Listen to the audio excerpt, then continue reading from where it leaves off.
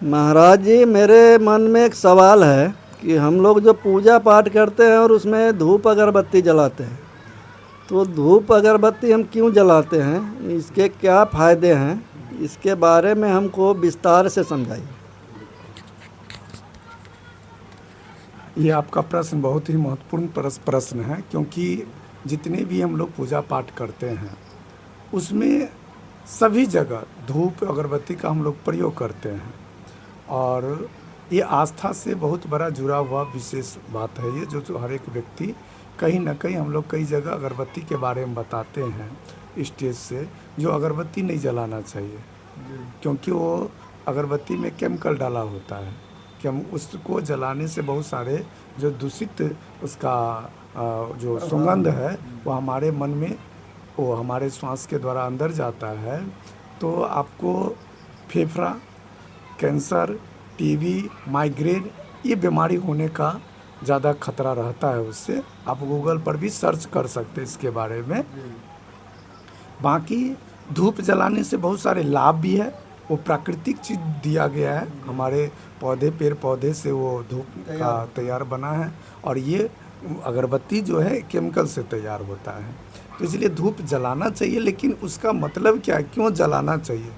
कहा जाता है अध्यात्म में जो ये जितनी भी सुगंधित चीज़ है ये 52 अक्षर के परे है, शब्दों में नहीं आता। ये 52 अक्षर के परे है, शब्द में नहीं आता। आप अगर सूंघते हैं धूप या अगरबत्ती का खुशबू को या फूल को, तो आप फूल उसका जो खुशबू है उसको अनुभव आप खुद कर सकते हैं, और व्यक्ति नहीं कर सकता। आप उसको बता नहीं सकते, शब्द में नहीं बता सकते, ना बोल करके ना लिख करके, वो शब्दों में नहीं आता है। इसीलिए जब भी हम लोग जलाते हैं तो वो 52 अक्षर के परे हैं, शब्द में नहीं आ रहा है, तो हम जो जलाते हैं, लेकिन उसका प्रतीक है अध्यात्म। क्या इस बात को कबीर साहब एक दोहा के माध्यम से समझाते हैं। दोहा के माध्यम से क्या समझा रहे हैं, सुमरन ऐसा कीजिए सहज रहे लो लाए, बीना जीवा बीना तलवा अंतर सुरित लगाए। इसका अर्थ होता है जो हमारे अंदर वो जो खुशबू है, जो सुगंध है, वो बेगर आपके श्वासों में वो चल रही है। जो श्वास हम लेते छोड़ते हैं उसमें एक खुशबू है, जिसके उसको जानने के लिए, उस नाम को जानने के लिए एक परम पुरुष सतगुरु के पास जाना होता है। वो आपको अंदर घट में उस खुशबू को अनुभव कराते हैं, और जो अनुभव करते हैं वही इस चीज़ को जान सकते हैं, वो शब्दों में व्याख्यान नहीं कर सकता। तो ये अगरबत्ती का और धूप का जो खुशबू है ये प्रतीक है। इस तरफ जो आपका जीव भी नहीं हिल रहा है और न वो हिल रहा है, लेकिन ईश्वर का आप नाम ले सकते हैं, वो शब्दों में नहीं है। ईश्वर का नाम जो है, कबीर साहब बार बार जगह जगह बोले, माला तो काठ का बहुत यतन कर फेर, माला तो श्वासो श्वास का। माला कर रहे हैं श्वासो श्वास का, जो उसमें उस खुशबू है उस श्वासों में।